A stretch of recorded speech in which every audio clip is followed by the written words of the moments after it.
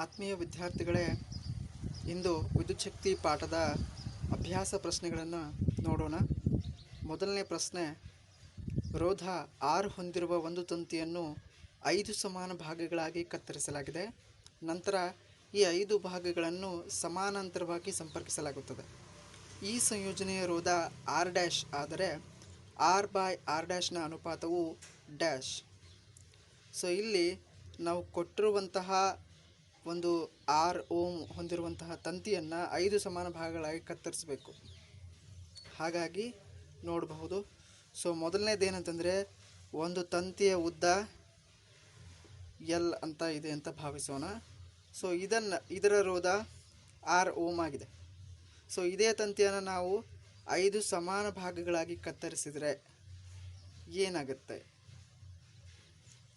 So ಈ ತಂತಿಯನ್ನು ನಾವು ಸರಿಯಾಗಿ 5 ಭಾಗಗಳಾಗಿ ಕತ್ತರಿಸಿದಾಗ ಪ್ರತಿ ತಂತಿಯ ರೋಧ R/5ಗೆ ಸಮನಾಗಿರುತ್ತೆ. ಹಾಗಾಗಿ ಈ 5 ತಂತಿಗಳನ್ನು, ಅಂದರೆ ಕತ್ತರಿಸಿದ 5 ಸಮಭಾಗಗಳನ್ನು ನಾವು ಸಮಾಂತರ ಕ್ರಮದಲ್ಲಿ ಜೋಡಿಸಿದರೆ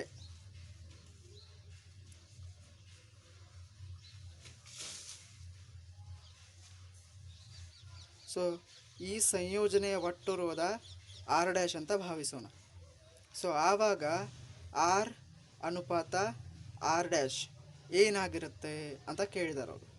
ಸೊ ಮೊದಲಿಗೆ ಸಂಯೋಜನೆಯ ಒಟ್ಟು ರೋಧ R' ಹೇಗೆ ಕಂಡುಹಿಡ್ತೀವಿ ನಾವು? ಸಮಾಂತರ ಕ್ರಮದಲ್ಲಿದ್ದರೆ 1/R' is equal to 1/R1 plus 1/R2 plus 1/R3 plus 1/R4 and plus 1/R5. ಯಾಕೆಂದರೆ 5 ತಂತಿಗಳಿವೆ, ಆ 5 ತಂತಿಗಳನ್ನು ನಾವು ಸಮಾಂತರ ಕ್ರಮದಲ್ಲಿ ಜೋಡಿಸ್ಕೊಳ್ಬೇಕು. ಸೊ ಈಗ ಪ್ರತಿಯೊಂದು ತಂತಿಯ, ಅಂದರೆ R1, R2, R3, R4, R5ಗಳ ಬೆಲೆ R/5ಗೆ ಸಮನಾಗಿರುತ್ತೆ. ಹಾಗಾಗಿ R1, R2, R3, R4 ಮತ್ತು R5ಗಳ ಬೆಲೆಗಳನ್ನು ನಾನು R/5ದಿಂದ ರಿಪ್ಲೇಸ್ ಮಾಡ್ತೀನಿ. ಸೊ 1/R1 ಅಂದರೆ 1/R/5 ಆಗಿರುತ್ತೆ. ಅದೇ ರೀತಿ ಮುಂದಿನ ಎಲ್ಲ ಬೆಲೆಗಳು ಕೂಡ ಬದಲಾಗ್ತವೆ. ಬೆಲೆ ಒಂದೇ ಆಗಿರೋದ್ರಿಂದ ಎಲ್ಲರ ಬೆಲೆ ಕೂಡ ಒಂದೇ ರೀತಿ ಆಗಿರುತ್ತೆ.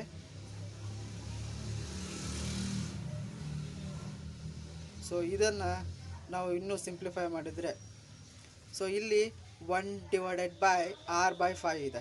ಹಾಗಾಗಿ ಛೇದ ಅಂಶಕ್ಕೆ ಬರುವಂತಹ ನಿಯಮವನ್ನು, ಭಿನ್ನರಾಶಿಗಳ ನಿಯಮವನ್ನು ನೀವು ಇಲ್ಲಿ ಸ್ಮರಿಸಬೇಕಾಗತ್ತೆ. ಹಾಗಾಗಿ ಇದರ ಬೆಲೆ 5/R ಆಗಿರುತ್ತೆ. ಅದೇ ರೀತಿ ಉಳಿದೆಲ್ಲ ಬೆಲೆಗಳು ಬದಲಾಗ್ತವೆ. So 5/R, 5/R plus 5/R. ಈಗ ನೀವು ಲಸವನ್ನು ತೆಗಿಬೇಕಾಗತ್ತೆ. ಸೊ 1/R' ಬೆಲೆ ಏನಾಗಿರುತ್ತೆ? ಎಲ್ಲದರ ಒಂದು ಛೇದ ಒಂದೇ ಬೆಲೆ, ಅಂದರೆ R ಆಗಿರೋದ್ರಿಂದ ಲಸ ಕೂಡ R ಬರುತ್ತೆ. ಮತ್ತು ಮೇಲ್ಗಡೆ ಇರುವಂಥ ಅಂಶಗಳು ಒಂದಕ್ಕೊಂದು ಆ್ಯಡ್ ಆಗ್ತವೆ, ಯಾಕಂದರೆ ಇಲ್ಲೆಲ್ಲ ಎಡಿಷನ್, ಅಂದರೆ ಪ್ಲಸ್ ಚಿಹ್ನೆ ಇದೆ. ಸೊ 5 + 5 + 5 + 5 + 5. ಸೊ ಒಟ್ಟಾಗಿ 1/R' is equal to ಏನಾಯಿತು? 25/R ಆಯಿತು. ಸೊ ಈಗ ಇಲ್ಲಿರುವಂಥ ಆರನ್ನು ಈ ಜಾಗದಲ್ಲಿ ತೊಗೊಂಡ್ಬಿಟ್ರೆ ಏನಾಗುತ್ತೆ? R/R' is equal to 25. ಹಾಗಾಗಿ ಕೇಳಿರುವಂತಹ ಪ್ರಶ್ನೆಗಳಲ್ಲಿ R/R' ಅನುಪಾತ ಏನಾಗಿರುತ್ತೆ? 25 ಆಗಿರುತ್ತೆ. ಹಾಗಾಗಿ ಕೊಟ್ಟಿರುವಂತಹ ಒಂದು ಆಪ್ಷನ್ಗಳಲ್ಲಿ ಆಪ್ಷನ್ ಎ 1/25 ಇದೆ, ಆಪ್ಷನ್ ಬಿ 1/5 ಇದೆ, ಆಪ್ಷನ್ ಸಿ 5 ಇದೆ ಮತ್ತು ಆಪ್ಷನ್ ಡಿ 25 ಇದೆ. ಹಾಗಾಗಿ ಆಪ್ಷನ್ ಡಿ ಏನಾಗುತ್ತೆ? 25 ಇಲ್ಲಿ ಸರಿಯಾದಂತಹ ಉತ್ತರ ಆಗಿರುತ್ತೆ. ಸೊ ಇದು ಮೊದಲನೇ ಪ್ರಶ್ನೆಯ ಸಂಪೂರ್ಣ ಮಾಹಿತಿ. ಎರಡನೇ ಪ್ರಶ್ನೆ, ಈ ಕೆಳಗಿನ ಯಾವ ಪದಗಳು ಮಂಡಲದಲ್ಲಿ ವಿದ್ಯುತ್ ಸಾಮರ್ಥ್ಯವನ್ನು ಪ್ರತಿನಿಧಿಸುವುದಿಲ್ಲ? ಅಂದರೆ ಕೆಳಗಡೆ 4 ಆಪ್ಷನ್ಗಳಲ್ಲಿ 4 ಬೇರೆ ಬೇರೆ ರೀತಿಯ ಫಾರ್ಮುಲಾಗಳನ್ನು ಕೊಟ್ಟಿದ್ದಾರೆ. ಅದರಲ್ಲಿ ಯಾವ ಒಂದು ಫಾರ್ಮುಲಾ ವಿದ್ಯುತ್ ಸಾಮರ್ಥ್ಯವನ್ನು ಸೂಚಿಸುವುದಿಲ್ಲ ಅಥವಾ ಪ್ರತಿನಿಧಿಸುವುದಿಲ್ಲ ಅಂತ ಕೇಳಲ್ಪಟ್ಟಿದ್ದಾರೆ. ಸೊ ನಮಗೆ ಗೊತ್ತಿರೋ ಪ್ರಕಾರ ವಿದ್ಯುತ್ ಸಾಮರ್ಥ್ಯ ಅಂದರೆ ಸೊ ಅದೇನಿದೆ P = V × I ಅಂತ ಇದೆ, ಹೌದಾ? ಸೊ ಈಗ ಈ ವಿದ್ಯುತ್ ಸಾಮರ್ಥ್ಯದಲ್ಲಿ ಈ ಅಂಶ ಅಂದರೆ P = V × I ಇದು ಸರಿಯಾಗಿರುವಂತಹ ಉತ್ತರ ಆಗಿದೆ. ಸೊ ಈಗ ನಮಗೆಲ್ಲ ಗೊತ್ತಿರುವಂತೆ ಓಮ್ನ ನಿಯಮದ ಪ್ರಕಾರ ಏನಿದೆ, V = I × R ಬರುತ್ತೆ.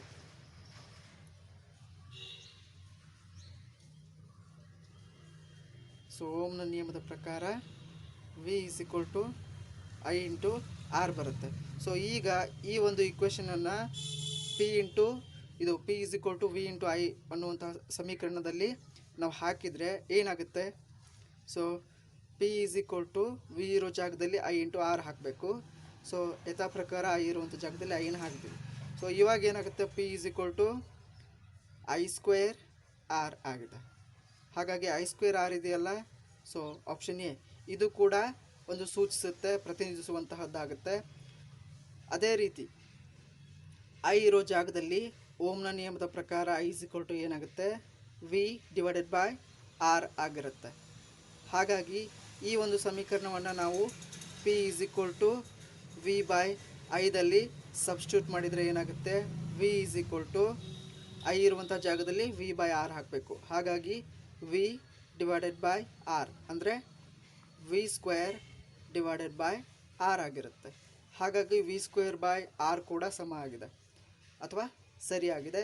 ಸೊ ಈಗ ಉಳಿದಿರುವಂತಹದ್ದು ಏನಂತಂದರೆ IR². ಹಾಗಾಗಿ IR² ಅನ್ನುವಂತಹದ್ದು ವಿದ್ಯುತ್ ಸಾಮರ್ಥ್ಯವನ್ನು ಪ್ರತಿನಿಧಿಸುವುದಿಲ್ಲ. ಹಾಗಾಗಿ ಇದು ಏನಾಗುತ್ತೆ? ನಮ್ಮ ಪ್ರಶ್ನೆಗೆ ಸರಿಯಾದಂತಹ ಉತ್ತರ ಅಂದರೆ B = ಏನಿದೆ? B ಅಂದರೆ IR². ಇದು ಏನಾಗುತ್ತೆ? ವಿದ್ಯುತ್ ಸಾಮರ್ಥ್ಯವನ್ನು ಪ್ರತಿನಿಧಿಸುವುದಿಲ್ಲ. ಒಂದು ವಿದ್ಯುತ್ ಬಲ್ಬನ್ನು 720 ವೋಲ್ಟ್ ಮತ್ತು 100 ವ್ಯಾಟ್ ಅಂತ ನಮೂದಿಸಲಾಗಿದೆ. ಈ ಬಲ್ಬ್ 110 ವೋಲ್ಟ್ನಲ್ಲಿ ಕಾರ್ಯನಿರ್ವಹಿಸಿದರೆ ಅದರಲ್ಲಿ ಬಳಕೆಯಾದಂಥ ಸಾಮರ್ಥ್ಯ ಎಷ್ಟು? ಸೊ ಒಂದು ಬಲ್ಬ್ ಇದೆ, ಅದರ ಮೇಲೆ 720 ವೋಲ್ಟ್ ಅಂತ ವಿಭವಾಂತರವನ್ನು ಸೂಚಿಸಿದ್ದಾರೆ ಮತ್ತು 100 ವ್ಯಾಟ್ ಅನ್ನುವಂಥ ಸಾಮರ್ಥ್ಯವನ್ನು ಸೂಚಿಸಿದ್ದಾರೆ. ಈ ಬಲ್ಬು 110 ವೋಲ್ಟ್ನಲ್ಲಿ ಕಾರ್ಯನಿರ್ವಹಿಸಿದರೆ ಆ ಬಲ್ಬ್ನಲ್ಲಿ ಬಳಕೆಯಾದಂಥ ಸಾಮರ್ಥ್ಯ ಎಷ್ಟು ಅಂತ ಕೇಳಿದ್ದಾರೆ. ಸೊ ನಮಗೆಲ್ಲ ಗೊತ್ತಿರುವಂತಹ ಸಾಮರ್ಥ್ಯವನ್ನು ನಾವು P = V × I ದಿಂದ ಸೂಚಿಸ್ತೀವಿ, ಹೌದಾ? ಸೊ ಇಲ್ಲಿ V ಅನ್ನೋದು ವಿಭವಾಂತರ ಆದರೆ I ಅನ್ನೋದು ವಿದ್ಯುತ್ ಪ್ರವಾಹ ಆಗಿದೆ. ಬಟ್ ನಮಗೆ ಕೊಟ್ಟಿರುವಂತಹ ಪ್ರಾಬ್ಲಮ್ನಲ್ಲಿ ಎಲ್ಲೂ ವಿದ್ಯುತ್ ಪ್ರವಾಹದ ಬಗ್ಗೆ ಯಾವೊಂದು ಅಂಶವನ್ನು ನಮೂದಿಸಲಾಗಿಲ್ಲ. ಹಾಗಾಗಿ ಈ ಒಂದು ಫಾರ್ಮುಲಾವನ್ನು ನಾವು V × V/R ಅನ್ನುವಂಥ ಸೂತ್ರದ ಮುಖಾಂತರ ನಾವು ರಿಪ್ರೆಸೆಂಟ್ ಮಾಡ್ಕೋಬೇಕಾಗತ್ತೆ. ಸೊ V²/R ಆಗುತ್ತೆ. ಯಾಕಂದರೆ ಓಮ್ನ ನಿಯಮದ ಪ್ರಕಾರ I = V/R ಆಗಿರುತ್ತೆ. ಸೊ ಇದರಿಂದ ನಾವು V²/R ಅಂತ ಸೂಚಿಸ್ಕೊಳ್ಬೇಕಾಗುತ್ತೆ. ಈಗ ನಮಗೆ ಕೊಟ್ಟಿರುವಂಥ ಅಂಶ ಅಂದರೆ V ಇದೆ ಮತ್ತು P ಇದೆ. ಸೊ ಈಗ ನಾವು ರೋಧವನ್ನು ಕಂಡುಹಿಡಿಬೋದು. ಸೊ ಈ ಸೂತ್ರ ಏನಾಗುತ್ತೆ? P = V²/R ಆಗಿರೋದನ್ನು ನಾವು ಬದಲಾಯಿಸ್ಕೊಳ್ಬಹುದು. R = ಅಂದರೆ R ಈ ಕಡೆ ಹೋಗುತ್ತೆ, P ಕೆಳಗಡೆ ಬರುತ್ತೆ. ಸೊ V²/P ಆಗಿರುತ್ತೆ. ಸೊ ಇದರ ಪ್ರಕಾರ V ಅಂದರೆ ಎಷ್ಟಿದೆ? 720 ವೋಲ್ಟ್ ಇದೆ. ಸೊ 220 ವೋಲ್ಟ್ ಸ್ಕ್ವೇರ್ V² ಆಗಬೇಕು, ಡಿವೈಡೆಡ್ ಬೈ ಸಾಮರ್ಥ್ಯ ಎಷ್ಟಿದೆ? 100 ವ್ಯಾಟ್ ಇದೆ. ಸೊ ಇದರ ಪ್ರಕಾರ ಎಷ್ಟು ಬರುತ್ತೆ ರೋಧ? ಸೊ 22 ಸ್ಕ್ವೇರ್ ಮಾಡಿಕೊಂಡ್ರೆ ಸೊ 48400 ಬರುತ್ತೆ. ಅದೇ ರೀತಿ ಸೊ ಇಲ್ಲಿ 0000 ಕ್ಯಾನ್ಸಲ್ ಆಗಿ ಉಳಿಯುವಂತಹದ್ದು 484 ಓಮ್. ಇದು ಬಲ್ಬ್ನ ಒಂದು ರೋಧ ಆಗಿರುತ್ತೆ. ಸೊ ನಾವು ವಿಭವಾಂತರವನ್ನು ಬದಲಾಯಿಸಿದಾಗ ರೋಧ ಯಾವುದೇ ರೀತಿ ಬದಲಾವಣೆಯನ್ನು ಹೊಂದೋದಿಲ್ಲ. ಯಾಕಂತಂದರೆ ವಿಭವಾಂತರ ವಿದ್ಯುತ್ ಪ್ರವಾಹಕ್ಕೆ ನೇರ ಅನುಪಾತದಲ್ಲಿದೆಯೇ ಹೊರತು ರೋಧಕ್ಕಲ್ಲ. ಹಾಗಾಗಿ ವಿಭವಾಂತರವನ್ನು ನಾವು ಕಡಿಮೆ ಮಾಡಿದಾಗ ರೋಧ ಸ್ಥಿರವಾಗಿ ಇರುತ್ತೆ. ಸೊ ಈಗ ನಾವು R = 484 ಓಮ್ ಅನ್ನೋದನ್ನು ಮತ್ತು V = 110 ವೋಲ್ಟನ್ನು ತಗೊಂಡಾಗ ವಿದ್ಯುತ್ ಸಾಮರ್ಥ್ಯ ಏನಾಗುತ್ತೆ ಅಂದರೆ ವಿದ್ಯುತ್ ಬಲ್ಬ್ನಲ್ಲಿ ಬಳಕೆಯಾದಂತಹ ವಿದ್ಯುತ್ ಸಾಮರ್ಥ್ಯವನ್ನು ನಾವು ಕಂಡುಹಿಡಿಬಹುದು. P = V² divided by R ಅಂಥೇಳಿ ನಾವು ಸೂಚಿಸ್ಕೊಳ್ಬಹುದು. ಸೊ V² ಏನಾಗುತ್ತೆ 110 ಸ್ಕ್ವೇರ್ ಡಿವೈಡೆಡ್ ಬೈ R ಅಂತಂದರೆ ಸೊ 484 ಬರುತ್ತೆ. ಸೊ ಇದು 110 ಸ್ಕ್ವೇರ್ ಮಾಡಿಕೊಂಡ್ರೆ 12100 ಬರುತ್ತೆ. ಅದೇ ರೀತಿ ಡಿವೈಡ್ ಬೈ 484. ಸೊ ಇದನ್ನು ನಾವು ಸಿಂಪ್ಲಿಫೈ ಮಾಡಿದರೆ 25 ವ್ಯಾಟ್ ಬರುತ್ತೆ. ಯಾಕಂದರೆ ಇದು ಸಾಮರ್ಥ್ಯ ಆಗಿರೋದ್ರಿಂದ ವ್ಯಾಟ್ ಏನಾಗುತ್ತೆ ಇದರ ಒಂದು ಮೂಲಮಾನ ಆಗಿರುತ್ತೆ. ಹಾಗಾಗಿ ಆಪ್ಷನ್ ಡಿ, ಇಲ್ಲಿ ಕೊಟ್ಟಿರುವಂಥ ಆಪ್ಷನ್ಗಳಲ್ಲಿ ಆಪ್ಷನ್ ಡಿ ಏನಾಗುತ್ತೆ 25 ಸರಿಯಾದಂತಹ ಒಂದು ಉತ್ತರ ಆಗಿರುತ್ತೆ. ಪ್ರಶ್ನೆ 4. ಸಮಾನವಾದ ಉದ್ದ ಮತ್ತು ವ್ಯಾಸವುಳ್ಳ ಒಂದೇ ರೀತಿಯ ಎರಡು ವಸ್ತುಗಳನ್ನು ಮೊದಲು ಸರಣಿ ಕ್ರಮದಲ್ಲಿ ನಂತರ ಸಮಾಂತರ ಕ್ರಮದಲ್ಲಿ ಒಂದೇ ವಿಭವಾಂತರಕ್ಕೆ ಅಡ್ಡಲಾಗಿ ಸಂಪರ್ಕಿಸಲಾಗಿದೆ. ಸರಣಿ ಕ್ರಮದಲ್ಲಿ ಮತ್ತು ಸಮಾಂತರ ಕ್ರಮದಲ್ಲಿ ಉತ್ಪತ್ತಿಯಾದ ಶಾಖದ ಅನುಪಾತ ಡ್ಯಾಶ್ ಅಂತ ಕೊಟ್ಟಿದ್ದಾರೆ. ಅಂದರೆ ಇಲ್ಲಿ ನಮ್ಮ ಹತ್ರ ಎರಡು ತಂತಿಗಳಿವೆ. ಆ ಎರಡೂ ತಂತಿಗಳ ಉದ್ದ ಒಂದೇ ರೀತಿಯಾಗಿದೆ. ಉದಾಹರಣೆಗೆ ಇಲ್ಲೊಂದು ತಂತಿ ಇದೆ ಮತ್ತು ಇಲ್ಲೊಂದು ತಂತಿ ಇದೆ. ಈ ಎರಡೂ ತಂತಿಗಳ ಉದ್ದ ಏನಾಗಿದೆ L ಮೀಟರ್ ಆಗಿದೆ ಅಂತ ಭಾವಿಸೋಣ. ಆಮೇಲೆ ಅವುಗಳ ವ್ಯಾಸ ಅದು ಕೂಡ ಒಂದೇ ರೀತಿಯಾಗಿದೆ. ಸೊ ನಿಮ್ಗೆ ಆಲ್ರೆಡಿ ಗೊತ್ತಿರ್ಬೋದು, ಉದ್ದ ಮತ್ತು ವ್ಯಾಸಕ್ಕೆ ಸಂಬಂಧಪಟ್ಟಂತೆ ನಾನೊಂದು ಪ್ರಶ್ನೆಯನ್ನು ಸಾಲ್ವ್ ಮಾಡಿದ್ದೀನಿ. ಸೊ ಉದ್ದ ಮತ್ತು ವ್ಯಾಸ ಎರಡೂ ತಂತಿಗಳದ್ದು ಒಂದೇ ಆಗಿದ್ದಾಗ ಆ ತಂತಿಯ ಅಡ್ಡ ಕೊಯ್ತ ವಿಸ್ತೀರ್ಣಗಳು ಕೂಡ ಏನಾಗಿರ್ತವೆ ಸಮನಾಗಿರ್ತವೆ. ಹಾಗಾಗಿ ಇಲ್ಲಿ ಕೊಟ್ಟಿರುವಂತಹ ತಂತಿಯ ಉದ್ದ ಮತ್ತು ಅಡ್ಡ ಕೊಯ್ತ ವಿಸ್ತೀರ್ಣ ಎರಡೂ ಸಮನಾಗಿದೆ. ಆ ಕಾರಣದಿಂದಾಗಿ ತಂತಿಯ ರೋಧ ಏನಾಗುತ್ತೆ ಎರಡೂ ತಂತಿಗಳದ್ದು ಒಂದೇ ರೀತಿಯ ಮೌಲ್ಯವನ್ನು ಹೊಂದಿರ್ತವೆ. ಸೊ ಈ ಎರಡೂ ತಂತಿಗಳನ್ನು ನಾವು ಮೊದಲಿಗೆ ಸರಣಿ ಕ್ರಮದಲ್ಲಿ ಜೋಡಿಸಿದಾಗ ಸಂಯೋಜನೆಯ ಒಟ್ಟು ರೋಧ ಏನಾಗಿರುತ್ತೆ RSಗೆ ಸಮನಾಗಿರುತ್ತೆ. ಅದೇ ರೀತಿ ಆ ಎರಡೂ ತಂತಿಗಳನ್ನು ಸಮಾಂತರ ಕ್ರಮದಲ್ಲಿ ಜೋಡಿಸಿದಾಗ ಸಂಯೋಜನೆಯ ಒಟ್ಟು ರೋಧ RPಗೆ ಸಮನಾಗಿರುತ್ತೆ. ಮತ್ತು ನಾವು ಈ ಸರಣಿ ಕ್ರಮದಲ್ಲಿದ್ದಾಗ ಬಿಡುಗಡೆಯಾದಂಥ ಉಷ್ಣವನ್ನು HS ದಿಂದ ಸೂಚಿಸೋಣ ಮತ್ತು ಸಮಾಂತರ ಕ್ರಮದಲ್ಲಿ ಜೋಡಿಸಿದಾಗ ಬಿಡುಗಡೆಯಾದಂಥ ಉಷ್ಣದ ಪ್ರಮಾಣವನ್ನು HP ದಿಂದ ಸೂಚಿಸೋಣ. ಆವಾಗ ನಮಗೆಲ್ಲ ಗೊತ್ತಿರುವಂತೆ ಏನಿದೆ, ಯಾವುದೇ ಒಂದು ರೋಧಕದಲ್ಲಿ ಬಿಡುಗಡೆ ಆದಂಥ ಉಷ್ಣವು ಆ ಒಂದು ರೋಧದ ಮೂಲಕ ಪ್ರವಹಿಸುವಂತಹ ವಿದ್ಯುತ್ ಪ್ರವಾಹಕ್ಕೆ, ರೋಧದ ತುದಿಗಳ ನಡುವಿರುವಂತಹ ವಿಭವಾಂತರಕ್ಕೆ ಮತ್ತು ವಿದ್ಯುತ್ ಪ್ರವಹಿಸುವಂತಹ ಕಾಲಕ್ಕೆ, ಈ ಮೂರಕ್ಕೂ ನೇರ ಅನುಪಾತದಲ್ಲಿ ಇರುತ್ತದೆ. ಸೊ ಇಲ್ಲಿ ಓಮ್ನ ನಿಯಮದ ಪ್ರಕಾರ I = V/R ಅಂತ ಬರುತ್ತೆ. ಹಾಗಾಗಿ I ಇರುವಂತಹ ಜಾಗದಲ್ಲಿ V/R ನಾವು ರಿಪ್ಲೇಸ್ ಮಾಡಿಬಿಟ್ರೆ ಸೊ H ಏನಾಗುತ್ತೆ V²T ಡಿವೈಡೆಡ್ ಬೈ R ಅಂತ ಬರುತ್ತೆ. ಹಾಗಾಗಿ HS ಅಂದರೆ ಸರಣಿ ಕ್ರಮದಲ್ಲಿ ತಂತಿಗಳನ್ನು ಜೋಡಿಸಿದಾಗ ಬಿಡುಗಡೆಯಾದಂಥ ಉಷ್ಣದ ಪ್ರಮಾಣ HS = V²T divided by RS ಅಂತ ಬರುತ್ತೆ. ಹಾಗೆ ಸಮಾಂತರ ಕ್ರಮದಲ್ಲಿ ತಂತಿಗಳನ್ನು ಜೋಡಿಸಿದಾಗ ಬಿಡುಗಡೆಯಾದಂಥ ಉಷ್ಣದ ಪ್ರಮಾಣ HP = V²T divided by RP ಅಂತ ಬರುತ್ತೆ. ಅದೇ ರೀತಿ ನಾವು HS ಮತ್ತು HP ಬೆಲೆಗಳನ್ನು ಕಂಡುಹಿಡಿಯಬೇಕಂದ್ರೆ ನಮಗೆ RS ಮತ್ತು RP ಬೆಲೆಗಳು ಅಗತ್ಯವಾಗುತ್ತೆ. ಹಾಗಾಗಿ ನಾವು ಕಂಡುಹಿಡಬೇಕಾಗಿರುವಂಥ ಅಂಶ ಏನಿದೆ, ಸರಣಿ ಕ್ರಮದಲ್ಲಿ ಮತ್ತು ಸಮಾಂತರ ಕ್ರಮದಲ್ಲಿ ಉತ್ಪತ್ತಿಯಾದಂತಹ ಶಾಖದ ಅನುಪಾತ. ಹಾಗಾಗಿ ಸರಣಿ ಕ್ರಮದಲ್ಲಿ ಬಿಡುಗಡೆಯಾದಂಥ ಶಾಖವನ್ನು HS ದಿಂದ ಸೂಚಿಸ್ತೀವಿ ಮತ್ತು ಸಮಾಂತರ ಕ್ರಮದಲ್ಲಿ ಬಿಡುಗಡೆಯಾದಂಥ ಶಾಖವನ್ನು HP ದಿಂದ ಸೂಚಿಸ್ತೇವೆ.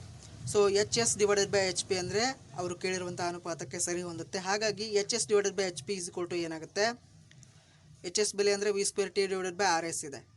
ಅದೇ ರೀತಿ HP ಬೆಲೆ ಅಂದರೆ V²T ಡಿವೈಡೆಡ್ ಬೈ RP ಇದೆ. ಸೊ ಎರಡನ್ನೂ ನಾವು ಅನುಪಾತ ಮಾಡಿದಾಗ V²T ಎರಡೂ ಕಡೆ ಕಾಮನ್ ಆಗಿರುತ್ತೆ. ಸೊ ಅದನ್ನು ನಾವು ಕ್ಯಾನ್ಸಲ್ ಮಾಡ್ಕೋತೀವಿ. ಸೊ ಉಳಿಯುವಂಥ ಅಂಶ ಅಂದರೆ 1 divided by RS divided by 1 divided by RP. So ಇದು HS ಡಿವೈಡೆಡ್ ಬೈ HP ಏನಾಗುತ್ತೆ, ನಾನು ಆವಾಗಲೇ ಹೇಳ್ತಿರ್ತಿಲ್ಲ ಯಾವಾಗಲೂ ಛೇದದ ಛೇದ ಅಂಶಕ್ಕೆ ಬರುತ್ತೆ ಅನ್ನುವಂಥದ್ದು. ಛೇದದ ಛೇದ ಅಂದರೆ ಇದು ಒಟ್ಟಾರೆಯಾಗಿ ಛೇದದಲ್ಲಿರುವಂಥದ್ದು, ಇದರ ಛೇದ ಏನಾಗಿದೆ RP ಇದೆ. ಸೊ ಇದು ಅಂಶಕ್ಕೆ ಬರುತ್ತೆ. ಹೇಗೆ ಬರುತ್ತೆ ಅಂತಂದರೆ 1 divided by RS into RP divided by 1 ಆಗುತ್ತೆ ಇದು. So that is = RP divided by RS. ಹಾಗಾಗಿ HS ಡಿವೈಡೆಡ್ ಬೈ HP ಬೆಲೆಯನ್ನು ನಾವು ನೇರವಾಗಿ RS ಮತ್ತು RP ಬೆಲೆಗಳನ್ನು ಕಂಡುಕೊಂಡಾಗ ಈಸಿಯಾಗಿ ಕಂಡುಹಿಡ್ಬೋದು. ಯಾಕಂದರೆ ಸೂತ್ರದ ಪ್ರಕಾರ HS ಡಿವೈಡೆಡ್ ಬೈ HP ಏನು ಬಂದಿದೆ, RP ಡಿವೈಡೆಡ್ ಬೈ RS ಅಂತ ಬಂದಿದೆ.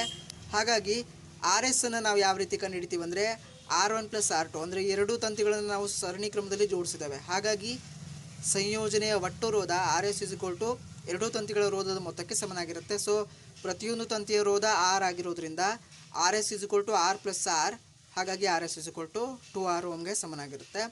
ಮತ್ತು ಆರ್ ಪಿಯನ್ನು ನಾವು 1/RP is equal to 1/R1 plus 1/R2 ದಿಂದ ಸೂಚಿಸ್ತೇವೆ.